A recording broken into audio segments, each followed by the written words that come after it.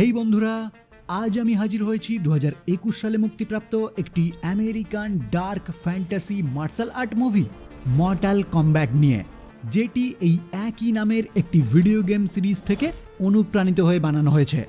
এই movie Mortal combat সিরিজের তৃতীয় মুভি হলেও এটি পুরোপুরি রিবুটেড ভার্সন, তাই আগের মুভিগুলি না দেখলেও এটি আপনারা একদমই ফ্রেশভাবে দেখতে পারেন। ওকে, তাহলে ইন্ট্রোডাকশন আর বিস্তারিত না করে চলুন যাওয়া যাক মূল ভিডিওর দিকে। শুরু করার আগে হেই, আমি Raja and welcome to the Bong Wood. আচ্ছা, গল্প শুরু করার আগে আপনাদেরকে আমি একদমই ছোট্ট করে এই মর্টাল কমব্যাটের বিভিন্ন ইউনিভার্স বা ডাইমেনশন সম্বন্ধে একটু ধারণা দিয়ে দিই, যাতে এই মুভির গল্প বুঝতে আপনাদের সুবিধা হয়। প্রথমত আর্থ রিয়ালম, যেটা আমাদের এই পৃথিবী ভাবতে পারেন, কিংবা আমাদের মতোই ঠিক একই রকম একটি জগৎ ভাবতে পারেন, যেখানে আমার আপনার মতো সাধারণ মানুষরাই বসবাস করে। দ্বিতীয়ত ইডেনিয়া রিয়ালম, যেটা সাধারণত জাদু আর সৌন্দর্যে গড়া এক সুখী রূপকথার জগৎ। তৃতীয়ত নেদার রিয়ালম, যেটা পুরোপুরি আপনারা নরক ভাবতে পারেন। চতুর্থ শ্যাডো রিয়ালম, যেটা শৃঙ্খলার রাজ্য হিসাবে পরিচিত হলেও এটি চরম ফ্যাসিবাদী পর্যায়ের। এরপর ক্যাওস রিয়ালম, যেটা একদমই শ্যাডো রিয়ালমের বিপরীত। আর ফাইনালি আউটওয়ার্ল্ড, যেটা একদমই এক বর্বর জগৎ হিসাবে পরিচিত, যেখানে সহিংসতা আর দানবরা অবাধে বিচরণ করে। এছাড়াও আরও বহু জগতের উল্লেখ আছে, যেগুলি আমি এখানে আর ডিসক্রাইব করলাম না, কারণ আমাদের আলোচনার বিষয় শুধুমাত্র আর্থ রিয়ালম এবং আউটওয়ার্ল্ড নিয়ে। মানে মুভিতে শুধুমাত্র এই দুটি জগতই দেখানো হয়েছে, কিন্তু আমি আপনাদেরকে গল্পটি ভালোভাবে বোঝানোর সুবিধার্থে এইগুলি বলে রাখলাম। তো এই সমস্ত জগৎ একটি বিশেষ উপায়ে পোর্টাল দ্বারা বিভক্ত হলেও সমস্ত জগতই চাইতো অন্য জগৎকে জয় করে নিজেদের মধ্যে অন্তর্ভুক্ত করতে, কিন্তু এর ফলে প্রাকৃতিক সামঞ্জস্যতা বিগড়ে যেতে পারে এটা বুঝতে পেরেই কিছু প্রাচীন দেবতারা একটি নিয়ম তৈরি করেছিল। কোনো রিয়েলম যদি অন্য কোনো জগৎকে জয় করতে চায়, তাহলে সেটা একমাত্র সম্ভব মর্টাল কমব্যাটের মাধ্যমে। এইবার প্রশ্ন হলো, কি এই মর্টাল কমব্যাট? নির্দিষ্ট একটি জগতের নির্দিষ্ট কিছু যোদ্ধা অন্য একটি জগতের নির্দিষ্ট কিছু যোদ্ধাদের সঙ্গেই ফাইট করবে, যে প্রক্রিয়ার নামই মর্টাল কমব্যাট। আর এই যুদ্ধে যে জগতের যোদ্ধারা জয়লাভ করবে, তারাই অন্য জগৎকে ক্যাপচার করে নেবে। কিন্তু এখানেও একটি সমস্যা রয়েছে। প্রাচীন গডরা চালাকি করে এর মধ্যেও একটি নিয়ম তৈরি করে। প্রতি প্রজন্মে এই টুর্নামেন্ট একবার করেই অনুষ্ঠিত হবে, আর একটি জগৎ অন্য একটি জগৎকে তখনই ক্যাপচার করতে পারবে যখন একটি জগৎ এই টুর্নামেন্ট পরপর 10 বার জয়লাভ করবে, যেটা এক কথায় প্রায় অসম্ভব। আশা করি বোঝাতে পারলাম এই মর্টাল কমব্যাট আসলে কি। তো এবার আসা যাক মুভির গল্পে। 1617 সালে বিহান নামক চীনা এক গুপ্ত ঘাতক জাপানে উপস্থিত হয়ে এক বিখ্যাত নিনজা হানজো হাজাসির স্ত্রী এবং পুত্রকে হত্যা করে। যদিও তার স্ত্রী আগে থেকেই সেটা বুঝতে পেরে তাদের সদ্যজাত কন্যাকে একটি গোপন জায়গায় লুকিয়ে রাখে। এইবার হানজো ওই স্থানে উপস্থিত হওয়ার পর যখন তার স্ত্রী ও পুত্রকে এইরকম অদ্ভুতভাবে মৃত অবস্থায় দেখতে পায়, তখনই সে বুঝতে পেরে যায় এটা বিহানের কাজ, কারণ হানজো তার সাথে আগে থেকেই পরিচিত। যদিও মুভিতে এটা দেখানো হয়নি, হানজো এবং বিহান আগে থেকেই পরিচিত। আচ্ছা, জানিয়ে রাখি, বিহানের কিন্তু একটি সুপার পাওয়ার রয়েছে। সে তার ক্ষমতার মাধ্যমে ঠান্ডাকে নিয়ন্ত্রণ করতে পারে এবং ইচ্ছামতো বরফের হাতিয়ারও তৈরি করতে পারে। এনিওয়ে, স্ত্রী এবং পুত্রকে মৃত অবস্থায় দেখে আক্রমণকারীদের এক এক করে হত্যা করে অবশেষে হানজো সম্মুখীন হয় বিহানের। আর দুর্ভাগ্যের বিষয়, বিহানের সঙ্গে লড়াইয়ে সে মারাত্মকভাবে আহত হয়। কিন্তু একদম লাস্ট সময়ে সে বিহানকে উদ্দেশ্য করে জানায় তার এই মুখটা যেন সে মনে রাখে। তো বিহান এখান থেকে চলে যাওয়ার পর তার বাচ্চার কান্না শুনে হানজো যখন সেই দিকে যাওয়ার চেষ্টা করে, আঘাতের কারণে মাঝ পথেই সে মারা যায় এবং তার শরীর সঙ্গে সঙ্গেই সেখান থেকে গায়েব হয়ে যায়। আর পরবর্তীতে আমরা জানতে পারি তার এই আত্মা এই স্থান থেকে পাতালপুরীতে নির্বাসিত হয়েছে। তো এরপর দেখা যায় বজ্রের দেবতা রাইডেন ওই স্থানে উপস্থিত হয়ে হানজোর কন্যাকে সেখান থেকে উদ্ধার করে তার সঙ্গে নিয়ে যায়। আর এখান থেকেই সিন শিফট হয় 2021 সালে, যেখানে আমরা দেখতে পাই আউটওয়ার্ল্ডের এক আত্মা ভক্ষণকারী জাদুকর স্যামসুং তার কিছু যোদ্ধাদের আর্থ রিয়ালমের উদ্দেশ্যে প্রেরণ করে সেখানকার কিছু যোদ্ধাদের হত্যা করার জন্য, কারণ খুব তাড়াতাড়ি এই জেনারেশনের মর্টাল কমব্যাট শুরু হতে চলেছে। তাই তার আগেই পৃথিবীর সমস্ত যোদ্ধাদের তারা যেন হত্যা করে। যাতে এই মর্টাল কম্ব্যাট তারা অনায়াসে জয়লাভ করতে পারে। আসলে এর আগেই পরপর 9টি মর্টাল কম্ব্যাট এই আউটওয়ার্ল্ড জয়লাভ করেছে, তাই এই 10 নাম্বারটিও তাদের যে কোনো উপায়ে জিততে হবে। কারণ নিয়ম অনুযায়ী পরপর 10 বার মর্টাল কম্ব্যাটে জয়ী হতে পারলে পরাজিত জগৎকে তারা ক্যাপচার করতে পারবে। কিন্তু একটি ভবিষ্যৎবাণী রয়েছে, হানজো হাজাসির রক্ত আর্থ রিয়ালমের চ্যাম্পিয়নদের একটি নতুন প্রজন্মকে একত্রিত করবে, যারাই আউটওয়ার্ল্ডের এই বিজয়কে প্রতিহত করবে। যে কারণেই স্যামসুং ওই 10 নাম্বার টুর্নামেন্ট শুরু হওয়ার আগেই তার যোদ্ধাদের পৃথিবীতে পাঠায় সেখানকার যোদ্ধাদের আগে থেকেই হত্যা করার জন্য, যাতে টুর্নামেন্টে অংশগ্রহণ করার মতো আর কোনো যোদ্ধাই পৃথিবীতে না বেঁচে থাকে। আর অনায়াসে তারা এই মর্টাল কম্ব্যাট জয়লাভ করে পৃথিবীকে ক্যাপচার করে নিতে পারে। এইবার প্রশ্ন হলো, পৃথিবীর সেই সমস্ত যোদ্ধাদের কিভাবে বোঝা সম্ভব? আসলে যারা পৃথিবীর হয়ে মর্টাল কম্ব্যাটে অংশগ্রহণ করবে তাদের প্রত্যেকেরই শরীরে একটি ড্রাগন চিহ্ন রয়েছে, যার মাধ্যমেই তাদেরকে শনাক্ত করা সম্ভব। আর স্যামসুংয়ের যোদ্ধারা পৃথিবীতে উপস্থিত হয়ে যাদের শরীরেই ওই ড্রাগন সিম্বল দেখে তাদেরকেই তারা হত্যা করতে শুরু করে, যাতে তাদের লক্ষ্য অনায়াসে কমপ্লিট হতে পারে। আচ্ছা, এখানে জানিয়ে রাখি, বিহান বর্তমানে আউটওয়ার্ল্ডবাসী হয়ে স্যামসুংয়ের একজন যোদ্ধা হিসাবেই কাজ করে, যার বর্তমান নাম সাব-জিরো। যাই হোক, এরপর আমরা পরিচিত হই এই মুভির এক অন্যতম চরিত্র কোল ইয়ংয়ের সঙ্গে, যে ওয়াশিংটনে বসবাসরত এক প্রাক্তন পেশাদার ফাইটার। আর বিহান এই কোলকেই হত্যা করার জন্য হঠাৎই একদিন কোল এবং তার পরিবারকে আক্রমণ করে বসে। যদিও একদম সঠিক টাইমে স্পেশাল ফোর্সের একজন মেজর জ্যাক্স তাকে এবং তার পরিবারকে সেখান থেকে উদ্ধার করে, কিন্তু মাঝ রাস্তায় বিহান আবারও তাদের পথ আটকালে জ্যাক্স ওই স্থানে নেমে গিয়ে কোলকে অর্ডার দেয় সে যেন তার গাড়ি নিয়ে নির্দিষ্ট একটি লোকেশনে উপস্থিত হয়ে তার এক সঙ্গী সোনিয়ার সঙ্গে দেখা করে, যাতে সে মৃত্যুর হাত থেকে বাঁচতে পারে। তো এটা শুনে সে তার ফ্যামিলিকে একটি গোপন জায়গায় রেখে নির্দিষ্ট সেই জায়গাতে উপস্থিত হয়। আর এইদিকে জ্যাক্স একা বিহানের সঙ্গে ফাইট করতে গেলে বিহান অনায়াসে তার দুটি হাত নষ্ট করে তাকে পরাজিত করে। আচ্ছা, এখানে আপনাদের মনে হতেই পারে, কোল একজন প্রাক্তন ফাইটার হওয়া সত্ত্বেও জ্যাক্সের কথায় সে এখান থেকে কেন পালিয়ে গেল? তারা তো দুজন মিলে বিহানের বিরুদ্ধে লড়াই করলে হয়তো জিতে যেতে পারত, কিন্তু সেটা না করে কোল কেন পালিয়ে গেল? আসলে গাড়িতেই জ্যাক্স তাকে তার শরীরে থাকা সেই ড্রাগন সিম্বল দেখিয়েছিল, যেরকম একই সিম্বল কোলের শরীরেও রয়েছে। আর জ্যাক্স তাকে এটাও জানিয়েছিল পুরো পৃথিবী জুড়ে কেউ বা কারা বিশেষ কিছু মানুষকে অদ্ভুতভাবে হত্যা করছে, যাদের প্রত্যেকের শরীরেই এই রকম ড্রাগন সিম্বল রয়েছে। এবার আপনাদের আমি আগেই জানিয়েছি, ড্রাগন সিম্বল থাকা প্রত্যেকেই হলো এক একজন যোদ্ধা, যারা পৃথিবীর হয়ে মর্টাল কম্ব্যাটে অংশগ্রহণ করবে। আর স্যামসুং ঠিক ওই কারণেই তার যোদ্ধাদের পৃথিবীতে পাঠিয়েছে বেছে বেছে ওই সমস্ত যোদ্ধাদেরই হত্যা করার জন্য।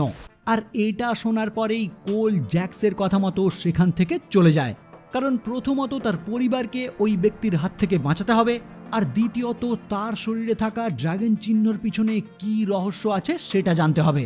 ওকে, তো কোল সেই নির্দিষ্ট লোকেশনে পৌঁছে সোনিয়ার সঙ্গে দেখা করার পর তার থেকেই প্রথমবারের মতো সে মর্টাল কম্ব্যাট সম্পর্কে জানতে পারে, কারণ সোনিয়া তাকে জানায় বিগত প্রায় 7 বছর ধরে সে এবং জ্যাক্স এই মর্টাল কম্ব্যাট সম্পর্কে রিসার্চ করছে, আর তার শরীরে থাকা ওই ড্রাগন চিহ্ন এই মর্টাল কম্ব্যাটের সঙ্গে ওতপ্রোতভাবে জড়িত, কারণ এই চিহ্ন যাদের শরীরে রয়েছে তাদেরকে এই পৃথিবীর হয়েই লড়াই করার জন্য বেছে নেওয়া হয়েছে।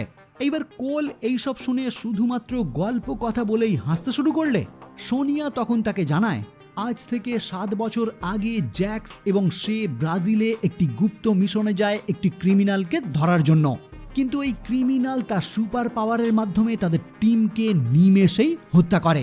যদিও লাস্ট পর্যন্ত জ্যাক্স ওই ক্রিমিনালকে পরাজিত করে হত্যা করে, কিন্তু পরবর্তীতেই ওই ক্রিমিনালের শরীরে থাকা একটি ড্রাগন সিম্বল জ্যাক্সের শরীরে চলে আসে। ফলে তারপর থেকেই তারা দুজন মিলে ওই ড্রাগন চিহ্নর ইতিহাস জানার কাজে লেগে পড়ে। মানে এখান থেকেই আপনারা বুঝতে পারছেন, যাদের শরীরে এই ড্রাগন চিহ্ন রয়েছে তারাই এই পৃথিবীর হয়ে লড়াই করবে মর্টাল কম্ব্যাটে। কিন্তু ওই টুর্নামেন্টের আগে কোনো মানুষের হাতে যদি ওই ড্রাগন চিহ্নধারী কেউ মারা যায়, তার শরীরেই ওই ড্রাগন চিহ্ন ট্রান্সফার হয়ে যাবে, মানে পরবর্তীতে মর্টাল কম্ব্যাটে অংশগ্রহণকারী হিসাবে সেই ব্যক্তি নির্বাচিত হবে। তো তো এই সব কথা শুনে ওই স্থানেই বন্দি থাকা কানো নামক এক ব্যক্তি সোনিয়াকে আবারও পাগল বলতে শুরু করে। এইবার এই ব্যক্তিকে দেখে কোল যখন তার পরিচয় জানতে চায়, সোনিয়া তখন তাকে জানায় ঠিক তাদের মতো এই ব্যক্তির শরীরেও ড্রাগন চিহ্ন রয়েছে, কিন্তু পেশায় একজন ভাড়াটে গুন্ডা হওয়ায় তাদের কথা সে কিছুতেই শুনতে চায়নি, যে কারণেই সোনিয়া তাকে জোরপূর্বক এখানে আটকে রেখেছে। আচ্ছা, এখানে আবারও আপনাদের জানিয়ে দিই, সোনিয়ার শরীরে কিন্তু কোনো ড্রাগন চিহ্ন নেই। সে শুধুমাত্র কৌতূহলবশতই এই ড্রাগন চিহ্ন নিয়ে জ্যাক্সের সঙ্গে কাজ করে চলেছে। এবার এই সব নিয়েই আলোচনা করতে করতে স্যাংসুংয়ের এক অদৃশ্য ঘাতক সাইজোত তাদের উপর অতর্কিতেই হামলা করে বসে। যদিও কানো তার বন্দি অবস্থা থেকে মুক্ত হয়ে কোল এবং সোনিয়ার সাহায্যে ওই অদৃশ্য ঘাতককে হত্যা করে, যার পর সোনিয়া তাদেরকে জানায় যে কোনো উপায়ে তাদেরকে এখন রাইডেন টেম্পেলে উপস্থিত হতে হবে। কিন্তু সমস্যা হচ্ছে সে জানে না ওই টেম্পেলের লোকেশন কোথায়, যেটা শুনে কানো তাকে জানায় আমি খুব ভালো করেই জানি ওই টেম্পেলের লোকেশন কোথায়, কিন্তু এই সব বিষয়ে আমি আর নেই, এই বলেই সে সেখান থেকে চলে যেতে শুরু করে। এবার সোনিয়া যখন বুঝতে পারে কানো তাদেরকে ওই টেম্পেল পর্যন্ত নিয়ে যেতে পারে, তখনই সে চালাকি করে কানোর সঙ্গে $3 মিলিয়ন চুক্তি করে। মানে কানো যদি তাদেরকে ওই টেম্পেল পর্যন্ত পৌঁছে দেয়, তাহলে বিনিময়ে সে তাকে $3 মিলিয়ন দেবে। এবার কানো যেহেতু একজন ভাড়াটে গুন্ডা আর টাকার বিনিময়ে সে যে কোনো কাজ করতে রাজি, তাই সোনিয়ার এই প্রস্তাবে সে অনায়াসে রাজি হয়ে যায়। কিন্তু প্রশ্ন হলো, রাইডেন টেম্পেলে কি এমন রয়েছে যে সোনিয়া ওই স্থানেই যেতে চাইছে? আসলে সোনিয়া ওই ড্রাগন নিয়ে রিসার্চ করার টাইমেই জানতে পেরেছে প্রাচীন কাল থেকে এই রাইডেন টেম্পেলেই বিভিন্ন যোদ্ধাদের মর্টাল কম্ব্যাটের জন্য ট্রেনিং দেওয়া হয়, তাই যে কোনো উপায়ে তাদেরকে এখন সেখানেই যেতে হবে। তো কানো তার চুক্তি মতো তাদেরকে নিয়ে সোজা উপস্থিত হয় একটি মরুভূমিতে, যেখানে লিউ কাং নামক এক যোদ্ধা তাদের সম্মুখীন হয়ে যখন জানতে পারে তাদের শরীরেও সেই ড্রাগন চিহ্ন রয়েছে, তখনই সে তাদেরকে নিয়ে উপস্থিত হয় রাইডেন টেম্পেলে। আর তারপর লিউই তাদেরকে জানায় তোমাদের এখন যত তাড়াতাড়ি সম্ভব ট্রেনিং শুরু করতে হবে মর্টাল কম্ব্যাটের জন্য, কারণ টুর্নামেন্টের সময় একদমই কাছাকাছি। তাই কয়েক দিনের মধ্যেই কঠিন ট্রেনিংয়ের মাধ্যমে তাদের প্রত্যেককেই তাদের সুপ্ত ক্ষমতা প্রকাশ্যে আনতে হবে। আচ্ছা, আপনাদের বলতে ভুলে গেছি, পৃথিবীর হয়ে যে সমস্ত যোদ্ধা মর্টাল কম্ব্যাটে লড়াই করবে তাদের প্রত্যেকেরই কিছু না কিছু স্পেশাল পাওয়ার থাকবে। মানে যাদের শরীরে ওই ড্রাগন চিহ্ন থাকবে তাদের প্রত্যেকেরই সুপার পাওয়ার রয়েছে। যেমন এই লিউ তার হাত থেকে আগুন উৎপন্ন করতে পারে এবং সেটাকে হাতিয়ার হিসাবে ব্যবহার করতে পারে, কিন্তু কানো বা কোল তাদের সুপার পাওয়ার সম্বন্ধে কিছুই জানে না, যে কারণেই লিউ তাদেরকে ট্রেনিং শুরু করতে বলে। আচ্ছা, এখানেই সোনিয়া তার সেই সাথী জ্যাক্সকে আবারও দেখতে পায়, যাকে গুরুতর আহত অবস্থায় রাইডেন এই স্থানে নিয়ে এসে ট্রিটমেন্ট শুরু করেছে, আর পরবর্তীতে তার নষ্ট হয়ে যাওয়া 2 হাতের বদলে 2টি যান্ত্রিক হাতও লাগিয়ে দিয়েছে, যাতে জ্যাক্সও মর্টাল কম্ব্যাটে একজন যোদ্ধা হিসাবে অংশগ্রহণ করতে পারে। যাই হোক, এরপর তারা ফাইনালি সম্মুখীন হয় লর্ড রাইডেনের সম্মুখে, যে তাদের 3 জনেরই খুব সমালোচনা করে, কারণ তাদের কেউই মর্টাল কম্ব্যাটের জন্য যোগ্য না, আর সোনিয়ার কাছে তো সেই চিহ্নই নেই। তো টুর্নামেন্ট খুবই শীঘ্রই অনুষ্ঠিত হওয়ার কারণে কানো এবং কোলের খুবই দ্রুত ট্রেনিং শুরু হয়। আর এরপর আমরা আরও এক যোদ্ধা কুং লাওয়ের সাথে পরিচিত হই, যার মাথায় একটি ধাতব টুপি রয়েছে, যেটাই সে তার সুপার পাওয়ার হিসাবে ব্যবহার করে। যাই হোক, এরই মধ্যে স্যাংসুং তার যোদ্ধাদের নিয়ে ওই মন্দিরে আক্রমণ করার চেষ্টা করে, যাতে পৃথিবীর সমস্ত যোদ্ধাদের সে আগাম হত্যা করতে পারে। কিন্তু রাইডেন তার সম্মুখে উপস্থিত হয়ে বিশেষ এক উপায়ে একটি অদৃশ্য ঢাল তৈরি করে দেয়, যাতে স্যাংসু তাদের উপর আক্রমণ না করতে পারে। এবার বেগতিক দেখে স্যাংসুং সেখান থেকে চলে গেলেও যাওয়ার আগে সে রাইডেনকে বলে যায় তার এই চালাকি বেশি দিন তার যোদ্ধাদের বাঁচাতে পারবে না। তো স্যাংসুং এবং তার যোদ্ধারা এখান থেকে চলে যাওয়ার পর লিউ এবং কুংলাওয়ের কাছে কানো এবং কোলের ট্রেনিং শুরু হয়। এইবার কিভাবে তাদের স্পেশাল পাওয়ার আসবে এই নিয়ে একদিন তর্কের সময় হঠাৎই কানো তার সুপার পাওয়ার জাগ্রত করে, যার মাধ্যমে সে তার ডান চোখ থেকে লেজার ছুঁড়তে পারে। কিন্তু কোল অনেক চেষ্টা করা সত্ত্বেও তার সুপার পাওয়ার জাগ্রত করতে ব্যর্থ হলে রাইডেন কোলের উপর হতাশ হয়ে তাকে তার পরিবারের কাছে ফেরত পাঠায়। কিন্তু তার আগে রাইডেন তাকে জানিয়ে দেয় সে হলো এক বিখ্যাত যোদ্ধা হানজো হাজাসির বংশধর। ওইদিকে শ্যাংসুং যখন ভাবছে ঢালের আড়ালে থাকা পৃথিবীর ওই যোদ্ধাদের কিভাবে হত্যা করা সম্ভব, তখনই কাবালো নামক তার এক যোদ্ধা তাকে জানায় পৃথিবীর এক যোদ্ধা কানো তার পূর্ব পরিচিত, তারা একসময় একসঙ্গে কাজ করেছে। ফলে এটা শুনেই শ্যাংসুং তাকে রাইডেনের ওই টেম্পেলে পাঠায় কানোকে বুঝিয়ে সুঝিয়ে তাদের দলে করে নিতে। এবার আমি আপনাদেরকে আগেই বলেছি কানো একজন ভাড়াটে গুন্ডা যে টাকার বিনিময়ে যা কিছু করতে পারে। ফলে কাবালো সেখানে উপস্থিত হয়ে কানোকে যখন টাকার লোভ দেখিয়ে তাদের দলে চলে আসতে বলে, কানো তখন অনায়াসে রাজি হয়ে যায়। ফলে শ্যাংসুংয়ের বুদ্ধিতেই কানো রাইডেনের তৈরি সেই ঢাল নষ্ট করে দেয়, যার পর শ্যাংসুং তার যোদ্ধাদের নিয়ে অনায়াসে ওই টেম্পেলের ভিতরে চলে আসে আর শুরু হয় পৃথিবীর যোদ্ধাদের সঙ্গে শ্যাংসুংয়ের যোদ্ধাদের ফাইট। এইদিকে কোলকে হত্যা করার জন্য শ্যাংসুং তার এক স্পেশাল যোদ্ধা গারোকে পাঠিয়ে দেয় কোল এবং তার পুরো পরিবারকে ধ্বংস করার জন্য।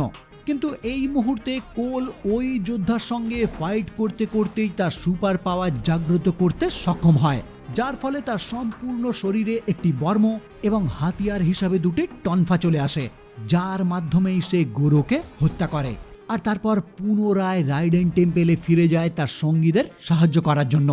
আর সেইখানে উপস্থিত হয়ে সে দেখতে পায় লড়াইয়ের মধ্যে আহত জ্যাকসও তার সুপার পাওয়ার খুঁজে পেয়েছে, যার মাধ্যমে তার দুই যান্ত্রিক হাতে চলে আসে অসম্ভব শক্তি। কিন্তু কুংলাও শ্যাংসুংয়ের এক যোদ্ধা নিতারাকে হত্যা করার পর রাইডেন যখন কোলের বংশ পরিচয় প্রকাশ করে, তখন শ্যাংসুং এবং সাব-জিরো বদলা নেওয়ার জন্য কোলকেই হত্যা করার চেষ্টা করে। কিন্তু কুংলাও সেটা আটকাতে গিয়েই নিজের জীবন বলিদান দেয়, কারণ শ্যাংসুংয়ের হাত থেকে বাঁচার জন্য রাইডেন তার সমস্ত যোদ্ধাদের টেলিপোর্ট করে ভয়েডে নিয়ে যায়। তাই কুংলাওকে একা পেয়ে শ্যাংসুং তার শরীর থেকে তার আত্মা শুষে নিয়ে তাকে হত্যা করে। ফলে ভয়েডে উপস্থিত হওয়ার পর সমস্ত যোদ্ধারা কুংলাওয়ের মৃত্যুর বদলা নেওয়ার একটি প্ল্যান করে।